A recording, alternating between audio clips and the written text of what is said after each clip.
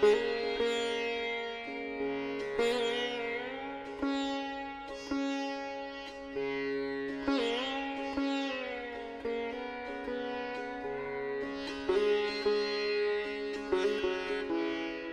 las gracias, me parece que es la primera vez en mi vida que doy gracias a un banco. En este caso doy gracias al banco Humanismo i Consciència, al Banc del Humanismo y la Conciencia, porque me haya permitido estar aquí esta tarde-noche con vosotros. No hace tanto frío como ayer, pero me parece que hay un partido del Barcelona, por lo tanto he pensado, tan incomplicat.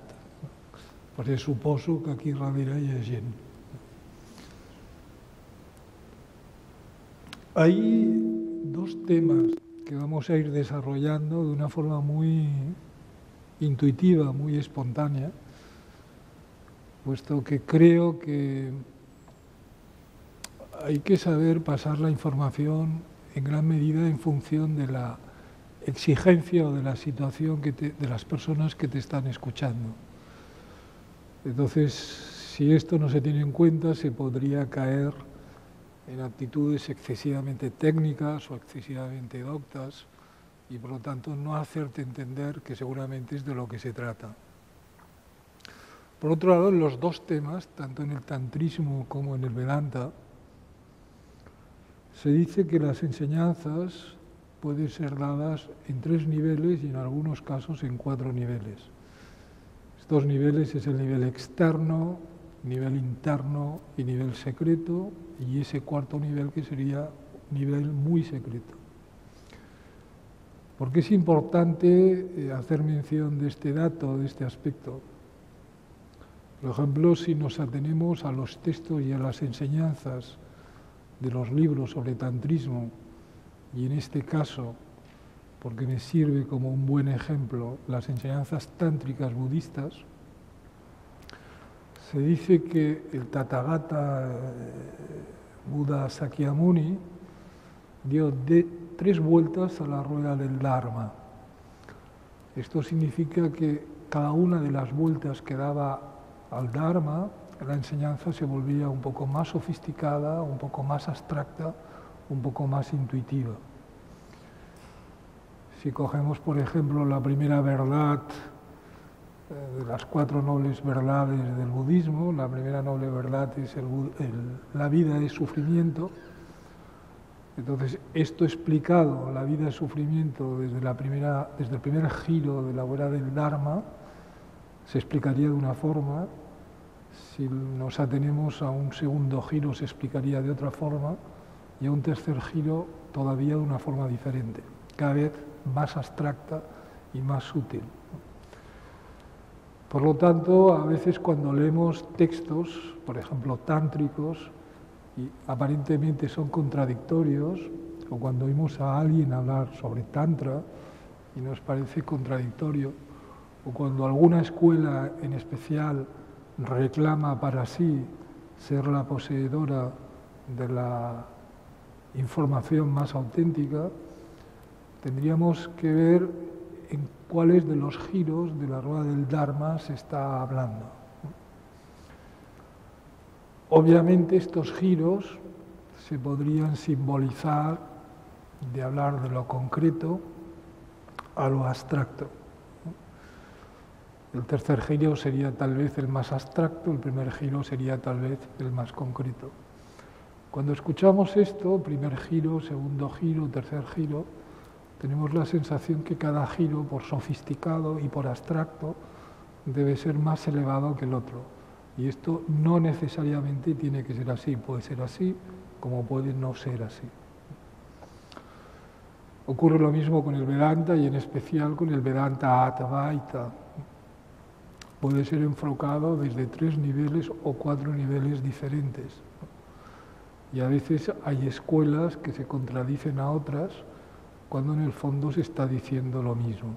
¿Por qué mi interés y mi agradecimiento al banco que me permita esta tarde hablaros de tantrismo y de Vedanta? Pues porque a partir de un momento histórico concreto y determinado hay como una lucha, como un enfrentamiento, a veces muy feroz, entre sus representantes, entre los representantes tántricos y los representantes vedantinos. Fue estudiando hace unos años un texto que es el famoso Shishimin, un texto de budismo Chan o de tantrismo chino, que pude comprobar que esa oposición entre tantrismo y Vedanta era inexistente, ¿no? Y que por lo tanto la oposición en sí misma es sobre todo por razones culturales y muchas veces sociopolíticas, más que porque las enseñanzas en su esencia sean contradictorias. Esto es obvio, todos los grandes legados, todas las grandes enseñanzas de la humanidad no pueden ser tan contradictorias en sí mismas, puesto que en principio lo que es en toda su dimensión y no podría quedar compartimentado en diferentes escuelas o tradiciones. En esencia todo tiene que ser lo mismo. Para empezar a hablar sobre tantrismo y sobre Vedanta, podríamos partir de la base de que todas las personas que hoy estamos aquí tenemos una serie de elementos comunes, y entre estos elementos comunes, coherentes con el hecho de ser seres humanos, está el de que tenemos miedos, en que tenemos apetencias, necesidades, instintos, dudas, ¿no? Y que además cuando hablamos de nosotros mismos nos equivocamos porque, aunque sea desde una exclusiva posición psicológica, cuando uno habla de sí mismo se olvida que todos los seres humanos, como mínimo, tenemos 3/4 partes de nosotros que desconocemos.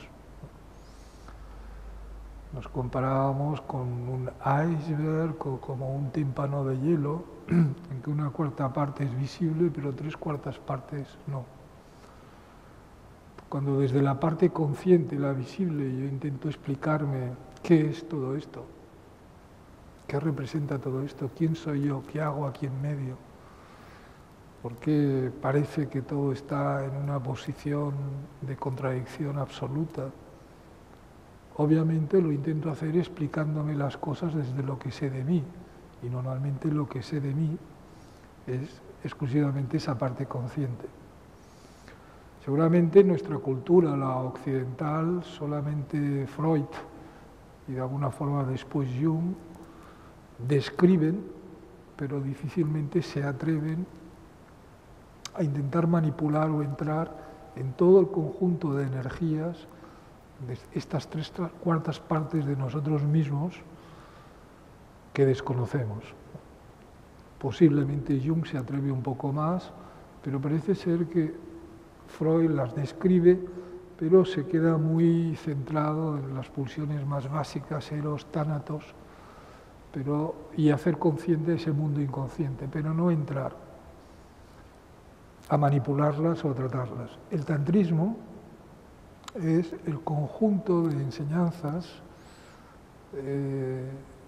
que han legado un conjunto de libros o que están legadas en un conjunto de libros que mediante el símbolo y la metáfora, mediante la forma y la esencia, intenta acercarnos a este mundo inconsciente y descubriendo el potencial energético que él tiene, el amplísimo conjunto de energía de lo que es poseedor, ponerlo al servicio del conocimiento. ¿Qué significa aquí la palabra conocimiento? Siempre desde el mundo alegórico podríamos decir que la mayoría de nosotros somos como un ser humano en el interior de la cárcel, de una celda, con los ojos vendados, con los pies vendados y con las manos vendadas. Y evidentemente la necesidad de movernos, la necesidad de expresarnos o la necesidad de ver, nos vuelve muy inquietos y necesitamos de alguna manera poder cortar estas cuerdas que nos atan. Cuando por razones X consigo quitarme la venda de los ojos y tal vez cortar las ligaduras que me atan, descubro que me puedo mover en el interior de la celda y a eso mucha gente ya le llama la libertad o sentirse libre. Cuando obviamente a tenor de todo ese potencial oculto que llevo dentro mío, el interior de la celda, por mucho que me puedo mover dentro de ella, sigue siendo una celda con los límites de la extensión de la misma. Hay más caminos, ¿no? Abrir techos, abrir agujeros en el techo de la celda, salir de la celda, etcétera, etcétera. Entonces, cuando hablábamos de que la finalidad del tantrismo era conseguir este espacio de libertad, lo podríamos comparar como técnicas que, uno, reconocen el potencial energético que llevo dentro, dos, me ayudan a hacer el agujero en el techo de la celda y salir de la misma. Pero, como las energías que necesito para poder conseguir todo esto son ocultas y muy poderosas, e insisto, todas radican en mí, tengo que seguir una estrategia muy determinada, muy bien diseñada, muy bien concretizada, para no perecer, para no desaparecer en el propio intento. Hay que tener en cuenta que en el tantrismo los conceptos teóricos tienen bastante poco valor. En el tantrismo lo importante es la experiencia en sí misma. Esto implica necesariamente, luego profundizaremos en ello, la necesidad de tener a alguien que te introduzca en estas técnicas, las tradiciones iniciáticas, las transmisiones, etc. Pero la información de esta noche era tantrismo y Vedanta, Vedanta Advaita. ¿Qué es el Vedanta Advaita? Bueno, de alguna forma la propia etimología sánscrita ya te lo explica, ¿no? Vedanta significa que viene de los Vedas y Yanta significa que es el fin. Por lo tanto, Vedanta implica el fin de los Vedas. ¿Qué son los Vedas? Pues sabéis que los Vedas, en algunas escuelas se habla de 3 Vedas diferentes y en otras 4. Los Vedas más antiguos, los Vedas medios, los Vedas nuevos, ¿no?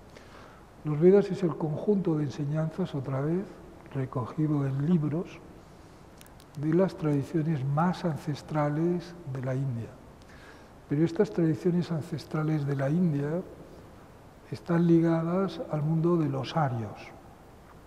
Esto es importante para situarnos históricamente. En el supuesto poco posible de que los arios fueran unas tribus nómadas, pastores, centroeuropeas que llegan a Bharata, a la antigua India, y la conquistan, etcétera, etcétera, la cultura ritualística, la cultura social, la forma de entender la existencia del ser humano, esto sería lo que está recogido en los Vedas. Luego, estos arios, al invadir la India, que insisto, poco probable, exportan su cultura centroeuropea, es decir, los Vedas, estos textos clásicos. El tantrismo, contrariamente, pertenecería a la tradición de los habitantes primogenios de la India, es decir, lo que de alguna forma el pueblo llevaba en sí implícitamente como información tácita. Tiene que ver, por lo tanto, también con el chamanismo, tiene que ver con los cultos a la agricultura, a los cultos a la fecundación, etc. Advaita, Ad es una partícula negativa, como aquí utilizaríamos el inocuo, impresentable, inhábil, pues en sánscrito sería el at, y Vaita significa dualidad. Por lo tanto, cuando hablamos de Vedanta Advaita, literalmente es el fin de los Vedas en su aspecto no dual. Este concepto de no dualidad es muy importante porque va a ser el eje sobre el que va a girar también el concepto mismo del tantrismo. ¿Qué quiere decir no dualidad? ¿Qué es la dualidad? ¿Y por qué esta obsesión por trascender la dualidad? Después, históricamente, tanto los tantras como el Vedanta Advaita tienen representantes desde un punto de vista literario más concretos, y entonces normalmente cuando hablamos de Vedanta Advaita nos referimos a un filósofo, a Shankar o Shankaracharya, como lo quieras llamar, y a su discípulo Ramanuja, ¿no? Y en el caso del Tantra o del tantrismo tibetano nos vamos a referir siempre pues, a Gampopa o a la filosofía madhyamika de Nagarjuna y sus discípulos. El Vivekachudamani, el texto clásico de la filosofía Vedanta Advaita de Shankar, y la filosofía madhyamika o camino del medio de Nagarjuna, en esencia están diciendo lo mismo. Entonces, si están diciendo lo mismo, podemos extrapolar que, como os decía al principio, este enfrentamiento entre tantrismo y Vedanta es puramente sociológico, político, pero no real. Existe alguna diferencia más, por supuesto. La diferencia es que el camino del Vedanta Advaita es el camino de la percepción y de la reflexión. Se le llama el yoga del ñaña, el yoga del discernimiento, ¿no? Porque constantemente el individuo se sitúa a sí mismo en un cuestionamiento total y absoluto de qué es la realidad, qué es lo que estoy viendo, o qué es lo que dejo de ver, o por qué las cosas las veo como la veo. En el tantrismo, recuerda, la finalidad es la misma, pero el acceso a esta experiencia de la no dualidad se realiza mediante símbolos, metáforas, formas geométricas, sonidos, colores, y la activación de esta energía tan presente en todas las culturas iniciáticas de la Shakti Kundalini. De manera que hay personas que por su propia naturaleza, a lo mejor más intelectual, van a sentirse más cómodos en el mundo del Vedanta Advaita. Hay personas que por su propio psiquismo, sus propias características personales o por el momento existencial que están viviendo en estos momentos, se van a sentir más cómodos en la práctica de las escuelas tántricas. La dualidad. Las dos escuelas, Vedanta y Tantrismo, se llaman las escuelas de la enseñanza desnuda o del monje desnudo o del practicante desnudo. De hecho, es bastante tradicional en las escuelas tántricas que a la hora de recibir la práctica de la iniciación, seas hombre o mujer, te visualices como una mujer de color rojo totalmente desnuda. Esta desnudez, que tantas veces ha sido mal entendida, significa la negación de intentar entender nada dentro de los caminos que tu propia coherencia intelectual has estado utilizando hasta ahora. Se le llama también desarrollar la mente del principiante. Principiante, que significa que renuncias a la pretensión de que sabes nada. Porque existe esta intención en negar cualquier tipo de conocimiento previo. Bueno, el mundo que continuamente estamos viendo lo reconocemos porque continuamente estamos conceptualizando, es decir, poniendo palabras a cada una de las cosas que vemos. De hecho, nuestro pensamiento, podemos decir que es su pensamiento inicialmente dual, porque se mueve siempre bajo afirmaciones, no afirmaciones exclusivas de esto es lo que es, sino la afirmación del reconocimiento. Si veo una puerta y sé lo que es una puerta, digo esto es una puerta. Y a partir de aquí, según el conocimiento que tengo de la puerta, sirve para entrar y salir, puede ser de madera, de hierro, etcétera, etcétera.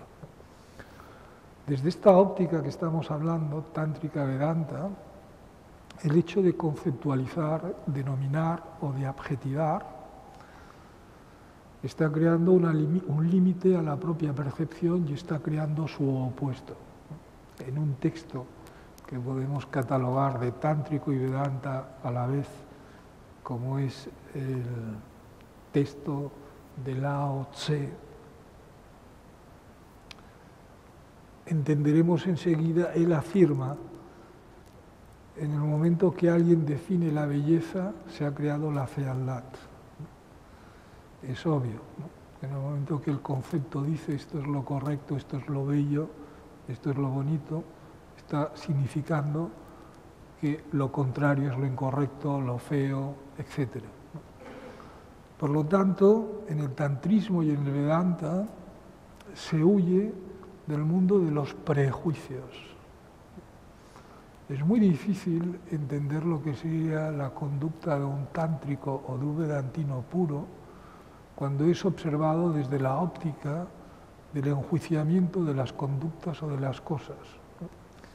Que en realidad sería la conducta de los prejuicios. Es decir, cuando yo intento entender las cosas desde el mero conjunto de información que yo he ido acumulando y que hago selectiva porque está más de acuerdo a mi forma de pensar, por ejemplo, la definición de belleza a partir del canon clásico, helenístico, del canon de Praxíteles, etcétera, etcétera, ¿no?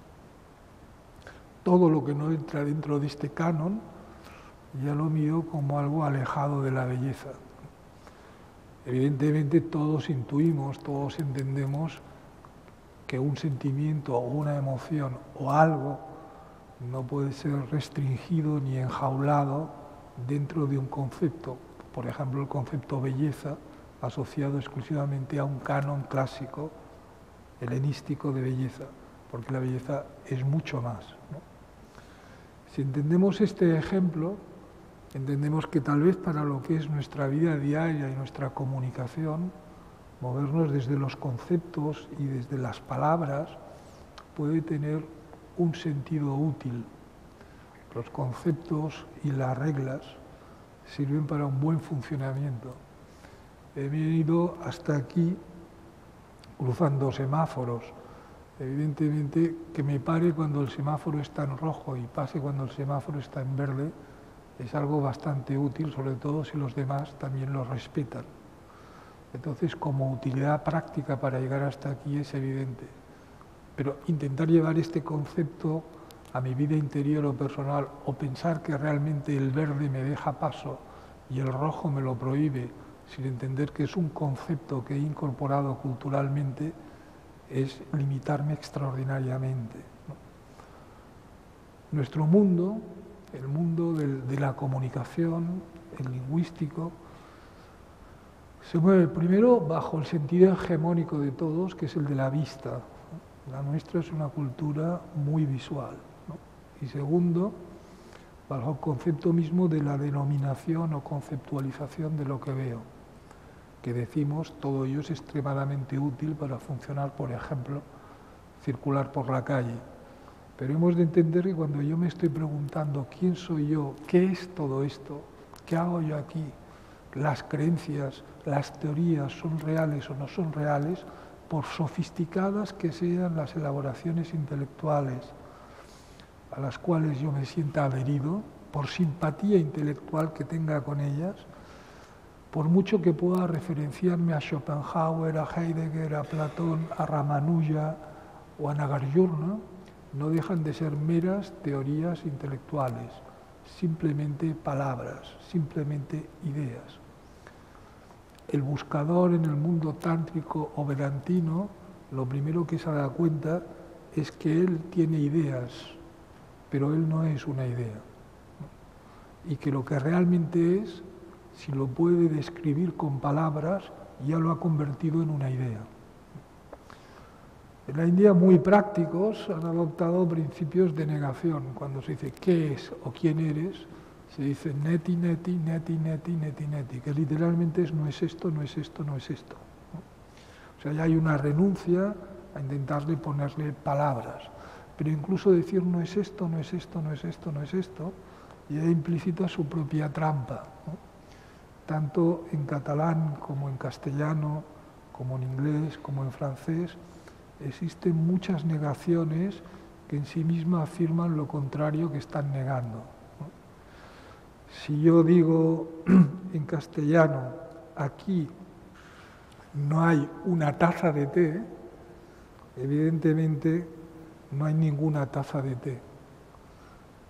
Pero si digo la persona que tengo delante no está muerta, es una negación, pero estoy diciendo que está viva. Entonces las palabras, las frases, su significado, su significando, es tremendamente enrabasat, que la traducción sería es tremendamente complejo, tremendamente lioso. Hay por lo tanto una renuncia. ¿Por qué construir quimeras intelectuales? ¿Por qué describir, poetizar sobre el mar, acercarnos a gente que todavía trae en la piel el gusto de la sal del mar, etcétera, etcétera, si podemos bañarnos en el mar? Esta apetencia que todos los seres humanos, que hay quien la cristaliza en su proceso de búsqueda en el ámbito de conseguir unas situaciones económicas más ostentosas, o unas situaciones sexuales más intensas, o unas situaciones de poder personal más intensas, esta búsqueda, esta apetencia constante, cuando se ha vivido lo suficiente como para descubrir que por mucho que busques e intentes saciar esta apetencia, la apetencia nunca acaba de desaparecer, es más, cada vez se genera más apetencia. En la India dicen beber agua con sal, que solamente hace que producirte más sed, ¿no? En la desesperación del que se pregunta qué es todo esto, y los cánones clásicos y las estructuras clásicas de las respuestas que otros han dado y que yo me he creído hasta ahora, es decir, he estado viviendo de prestado de las vivencias de otro, llegan a tal punto que no puedo más que encontrar la solución. En ese momento es cuando estás dispuesto a renunciar a que sabes, a que conoces, renuncias a todo prejuicio y es cuando te ahondas en la mente del principiante. Y es aquí donde se te abren dos caminos. Uno, el camino de comprender primero e intuir después que el mundo de la palabra, el concepto y el adjetivo es tremendamente limitado, que yo soy quien tiene las palabras, pero no soy ni me puedo vivir a nivel de la palabra, que yo soy el que tiene las ideas, pero no me puedo vivir a mí mismo a nivel de una idea. Quisiera poner un ejemplo, si el banco de las ideas me lo permite. Desde pequeña o desde pequeño te han estado diciendo cosas, te han dicho que tú eres así o tú eres asá. Si te portabas bien con tus hermanos o no, te llamaban que era malo o bueno. Te han dicho que eras ordenada o desordenada. Incluso te has comparado con otras personas en el colegio, en el instituto, con tus hermanos o tus hermanas y te has sentido más fea o más bonita.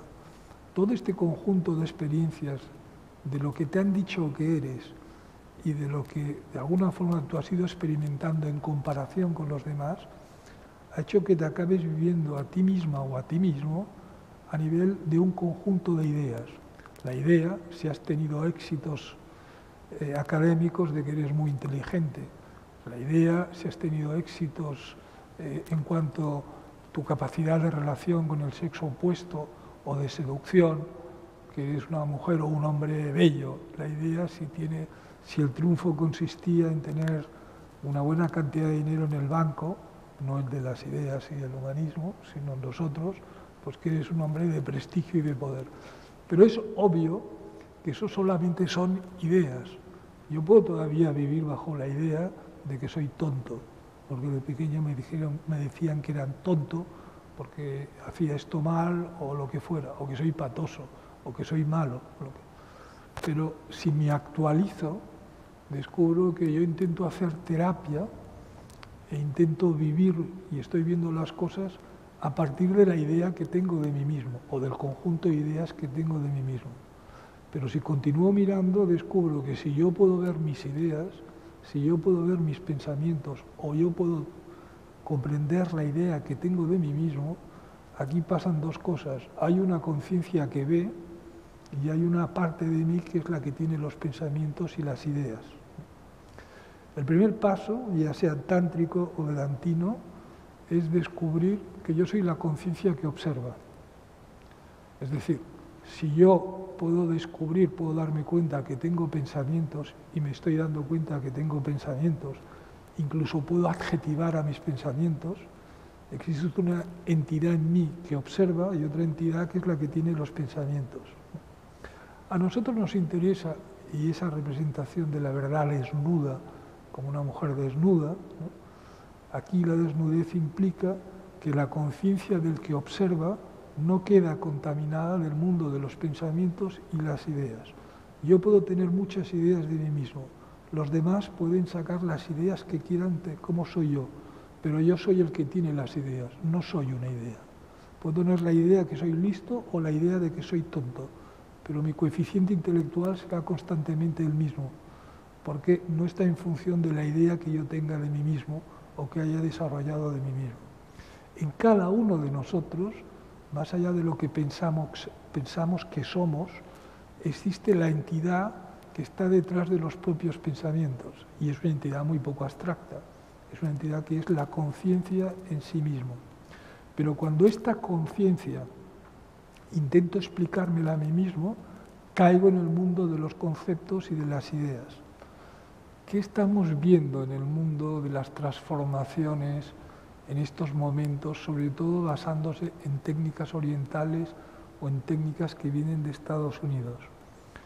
Se propone un cambio, se propone una metamorfosis, ¿no? Se habla de mejoras, se habla de crecimiento, se habla de sanación, se habla... Esas mejoras, esa sanación, esa metamorfosis, esa transformación que se está proponiendo, ¿a qué parte de mí se le está proponiendo? Por supuesto, se le está proponiendo a la parte de mí que es el conjunto de las ideas de mí mismo. Porque si yo actualizando, experimento, descubro que yo no soy mis ideas, ya no necesito de ninguna técnica para modificar el conjunto de ideas positivas o negativas que tenga de mí mismo. Descubriendo lo que soy, poniéndome en un breve contacto de segundos con lo que realmente soy, todos los déficits acumulados, todo el dolor existencial, toda la complejidad de mi mundo psicológico y filosófico, radicalizado en el mundo de las ideas y de los conceptos, desaparece. ¿Por qué? Porque descubro que yo soy otra cosa, no soy mis ideas, yo soy lo que está detrás. Pero ese descubrimiento, vuelvo a insistir, no acaece, no puede ser el resultado de un nuevo cúmulo de ideas. Las personas que estáis sentadas aquí, porque supongo que todavía queda alguien, me imagino también que sois unas personas, bueno, que no sois adolescentes. Esto implica que habéis tenido muchas ilusiones y desilusiones a lo largo de vuestra vida. De hecho, este parece ser el juego con el que se mueve todo. Toda ilusión se acaba convirtiendo en una desilusión. Las personas que estáis aquí sentadas, seguro que os han explicado cómo era la vida, qué era lo correcto a hacer con la existencia, qué era lo correcto a donde tenías que llevar tu propia existencia. Y a lo mejor has seguido al pie de la letra, en la medida que has podido, las consignas que te han dado, y en estos momentos tienes un profundo sentimiento de estafa, ¿no? Me han dicho muchas cosas y sin embargo las he puesto en práctica y no por ello he dejado de tener este sentimiento de apetencia interior. Si este es el caso, es decir, que tú no estás sentado hoy aquí para que venga alguien y te diga lo que tienes que hacer con tu vida, o te pase una información intelectual que va a ser, supones, la clave, la auténtica piedra filosofal para que el enigma de tu propia existencia recobre sentido, si tú ya no te crees que nadie puede darte esta información, sino que esta información solo habita dentro tuyo y que esta información pasa por el rendirse y por el abrirse totalmente a unas nuevas dimensiones desconocidas, por lo tanto terroríficas de uno mismo, tú eres una persona que estás seguramente muy cercana al mundo del tantrismo real y al mundo del Vedanta Advaita. Algún aspecto más sobre la dualidad. Queda claro que decíamos, según Lao Tse, que en el momento que describo la belleza estoy describiendo la fealdad, ¿no? Y que solamente el concepto del perceptor, el sujeto viendo el objeto, ¿no?, va a subjetivar y a decir esto es bello o esto es feo. Este mismo concepto en el tantrismo se elabora con la representación de lo masculino y lo femenino y el sol y la luna, o con un canal energético, Ida, o otro canal energético, Pingala. Fijaros que en el tantrismo el símbolo y la metáfora nos sirve para poder de alguna forma empezar a manipular la energía. Fijaros, como consecuencia del instinto de conservación, todo ser vivo lleva implícito el miedo a la muerte. Y paralelamente, por el mismo principio, llevamos todos el impulso de la necesidad de la procreación. Las especies pueden expandirse en la medida en que son capaces de guarecerse sus enemigos naturales y pueden además crear más miembros de la especie. Pinke lo explica muy bien en las conductas del estudio de los simios, ¿no? Esto significa que el deseo es algo implícito en el ser humano como un elemento de pulsión. Sin deseo, ninguno de nosotros estaríamos sentados aquí, ¿no? Ahora bien, el deseo en sí mismo no puede ser llevado a término a no ser que sea objetivable o lo pueda objetivar en algo. Quiero decir, si yo lo que siento es deseo sexual, en la medida en que puedo objetivarlo en un miembro concreto y específico de mi especie, el ser humano, y en una persona en concreto, no lo puedo llevar a la práctica. Para que el deseo se pueda llevar a la práctica o no, pero se tiene que objetivar en algo concreto.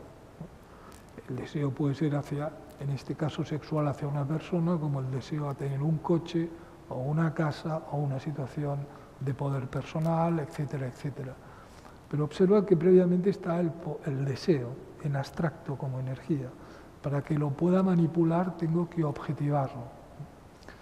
En el tantrismo lo que hacemos entonces es, de alguna forma, darle forma concreta y específica a una energía determinada, como el ejemplo que he puesto ahora sobre el deseo. Entonces, al miedo le damos una forma concreta, según el nivel del giro de la rueda del Dharma, ¿no? Al amor le damos una forma concreta, ¿no? Pero siempre como forma de acceso, de poder llegar a manipular esas energías, que recuerda subyacen en niveles muy profundos de mí mismo, tanto que los desconozco. ¿Qué haríamos ante el mismo concepto con el Vedanta Advaita? La reflexión sería, deseo implica que existe entonces el no deseo. Si existe lo deseable, existe lo no deseable. Explicado de otra forma para entendernos,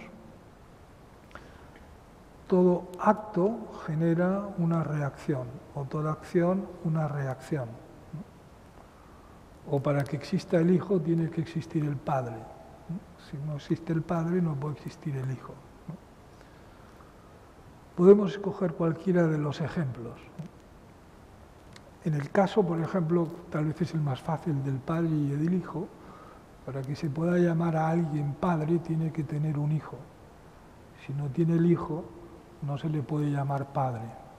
Por tanto, padre es un concepto que necesita de un segundo concepto, el hijo, para poder ser determinado. En sí mismo, el concepto padre puro no tiene una realidad inherente, necesita de un concepto dual, el hijo. Si no existe el hijo, no existe el padre. Porque si no tienes hijos, nadie cuando nace, siendo un hombre, nace ya siendo padre, necesita del hijo. El hijo no puede existir como tal si no tiene un padre. Es decir, yo no nazco siendo, no puedo nacer como hijo si previamente no existe un padre. Por lo tanto, el hijo deviene también a la vez de la necesidad de tener padre. Por lo tanto, el hijo tampoco es una realidad inherente en sí misma, es una adjetivación, es un nombre que se da, ¿no?, al hecho de haber nacido de un padre. La tercera posibilidad sería que hijo y padre simultáneamente vivan a la vez. Se puede dar el caso que hijo y padre simultáneamente puedan vivir a la vez, pero lo que es obvio es que padre e hijo a la vez, simultáneamente, en origen, no pueden estar. Primero tiene que ser el padre y luego tiene que ser el hijo. Padre lo eres cuando estás fecundando un óvulo femenino, si tienes éxito. De ahí nacerá el hijo, pero no puede ser padre e hijo a la vez, ¿no? ¿Cuál es el resultado del Vedanta Advaita, según este análisis, ¿no? Acción, reacción, bueno y malo, etcétera, padre e hijo. Padre es un conjunto de conceptos que damos a la figura de tener un hijo. Hijo es un conjunto de conceptos que damos a la figura de tener un padre.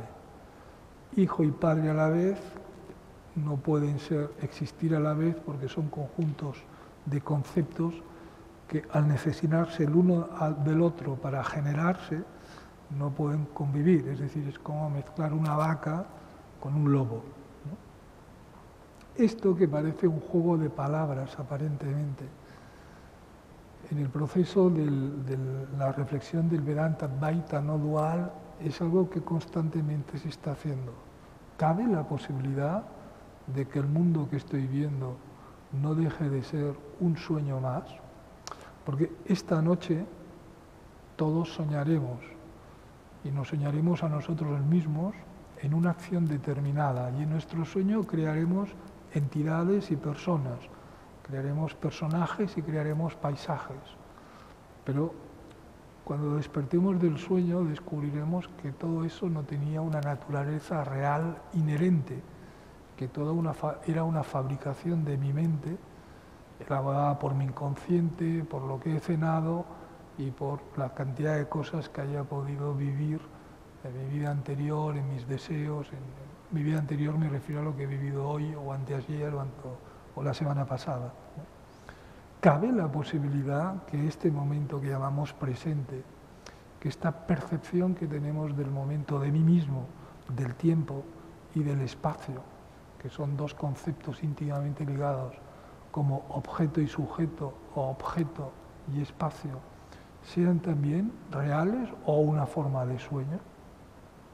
Y entonces la respuesta, si estás tan al límite, no viene que te la dé alguien desde un libro o que te la dé alguien explicándotela, no? Pot ser un somni tot això o no pot ser un somni? ¿Quién se hace la pregunta?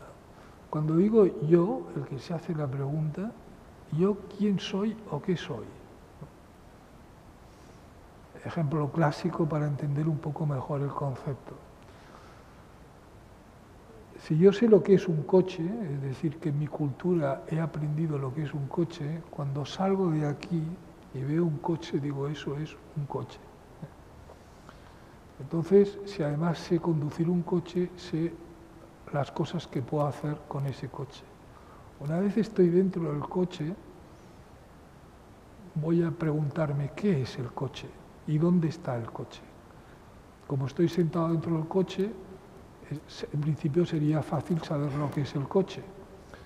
Cojo el volante y puedo preguntarme, ¿esto es el coche? Pero obviamente diré, no, esto es el volante. Tiro el volante por la ventana. Estoy sobre el asiento del coche, me pregunto, ¿esto es el coche? Obviamente no, esto es el asiento. Tiro el asiento.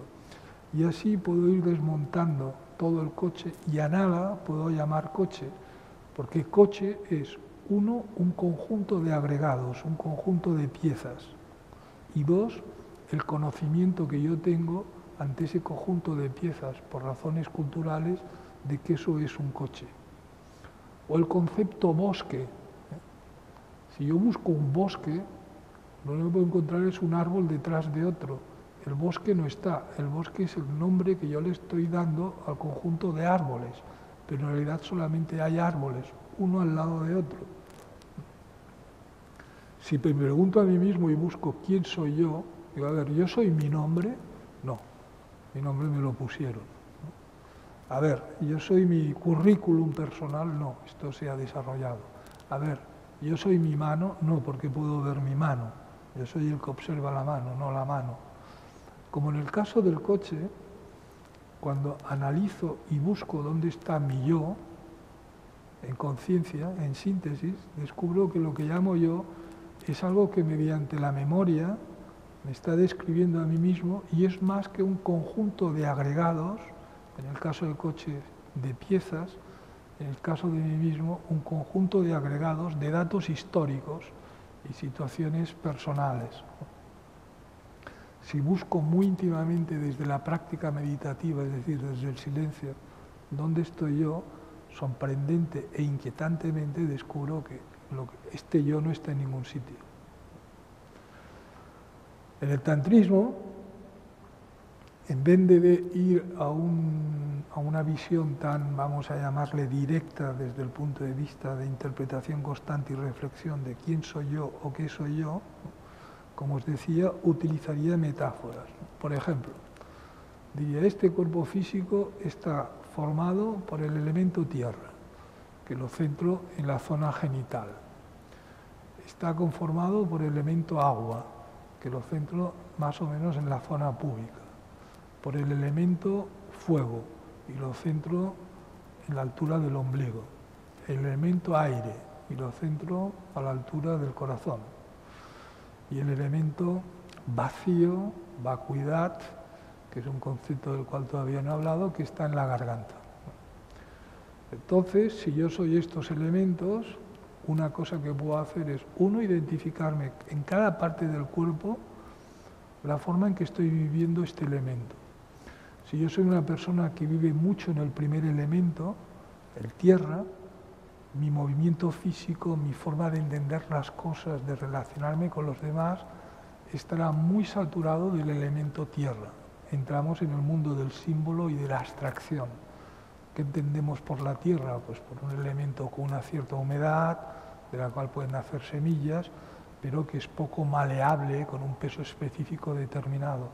Si lo opongo al elemento agua, descubro que el agua tiene movilidad, no por sí misma. Por sí misma el agua solamente tiene una movilidad descendente y por sí misma a veces puede moverse al ancho, ¿no?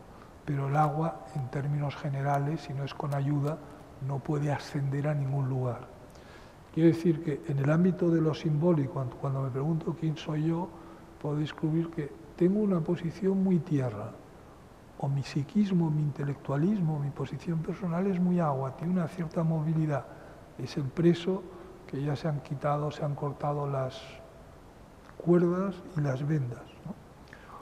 O tengo la movilidad y la actividad del fuego, que es lo que hemos centrado a la altura del ombligo, ¿no? O la libertad y la movilidad del aire, que es lo que hemos centrado a la altura del corazón. Es decir, mediante la utilización simbólica de los elementos y de los chakras y la activación de los mismos por medio de los colores, los sonidos o las formas geométricas, yo empiezo a disolver un elemento en otro para llegar a la misma conclusión que la reflexión del Vedanta Advaita.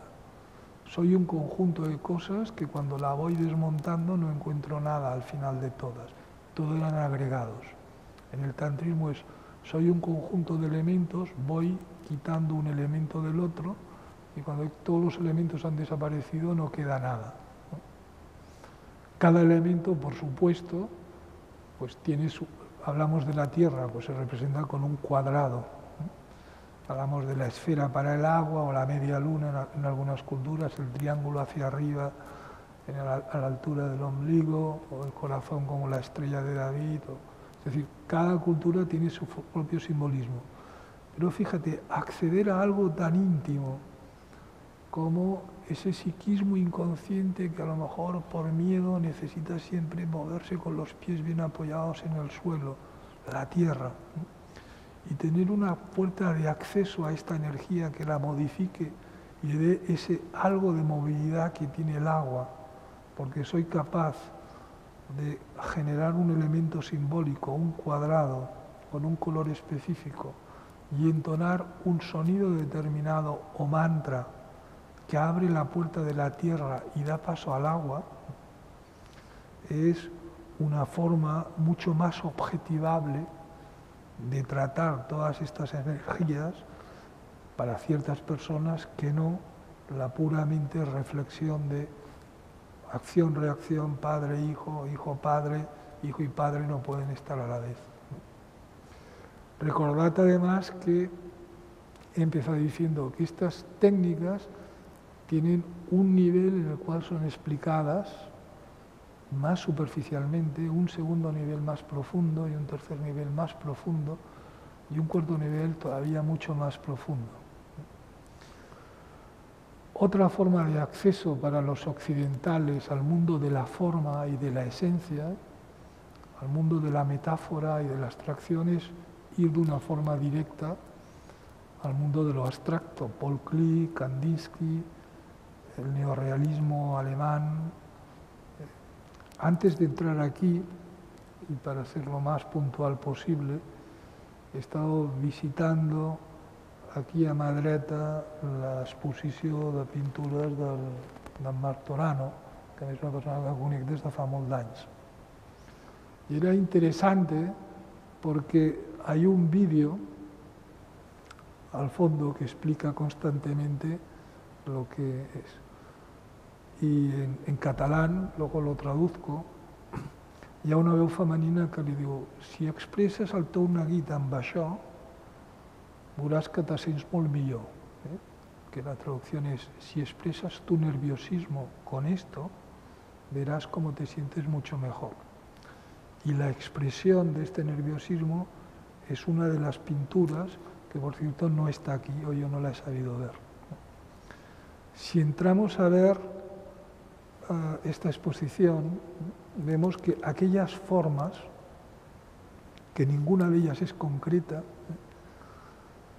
todas son portadoras desde un punto de vista intuitivo para el que la ve, de una emoción o sentimiento que el pintor ha mostrado en ese acto de creación. Es decir, en esas formas hay sufrimiento, confusión, enamoramiento, soledad, ¿no? O esto es lo que yo de alguna forma he querido sentir o ver. Pero en ninguna de estas formas está expresada de forma concreta, ¿no?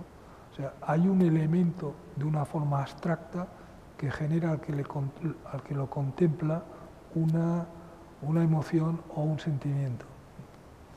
Poder acceder como occidentales y el lenguaje abstracto, Kandinsky, Klee, la Bauhaus, todo lo que quieras, todo el mundo de la abstracción, a ese mundo interno es tantrismo occidental. Fijaros, los antiguos griegos, en una antigua batalla, la de Samotracia, la representaron, y ahora hace un mes que se ha vuelto a ver porque la estaban restaurando, está en el Museo del Louvre, abajo en los sótanos. La victoria en una guerra, en una batalla, la de Samotracia, la representaron con una mujer alada. De forma que ahora, cada vez que vemos la victoria de Samotracia, que es una mujer con alas y que ha llegado hasta nosotros sin brazos, sabemos que está refiriéndose a una guerra, a una batalla. ¿Qué representación concreta tiene una mujer con alas con una batalla que has ganado? Seguramente ninguna, pero hay una asociación abstracta que de alguna forma nos acerca a ello. Y todos, cuando vemos la victoria de Samotracia, sabemos que vemos algo que es el resultado de una guerra que los atenienses ganaron. Así pues, tenemos estas dos vías. El mundo del ñaña, de la observación, y el mundo de descubrir que el pensamiento siempre es dual. Si estoy aquí, no estoy allá. Si es bonito, es que no es feo. Si es caliente, es que no es frío, etc. Y que esto, como forma de comunicarnos, y ha dado brillantes exposiciones intelectuales, es más o menos apetecible y aceptable. Pero que para realmente comprender lo que soy yo o qué es todo esto, pues por mucho que vivamos de los pensamientos de los demás, no nos acaba de hacer sentir realmente nada que nos modifique. Es decir, no nos introduce dentro del mar. No sabemos lo que es bañarnos directamente en el mar.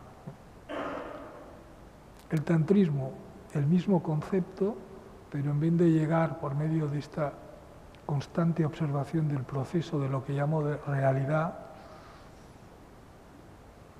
me muevo en el mundo de la metáfora, del símbolo, de las geometrías, de las formas y los sonidos, y desentraño de ellas experiencias vitales que tengan esta capacidad de transformación. Pero el fin es el mismo. ¿Cuál es la buena noticia o la mala noticia, la más sorprendente? ¿Será cierto que no existo, que todo es uno y que esto no es más que un sueño a veces y una pesadilla a otras?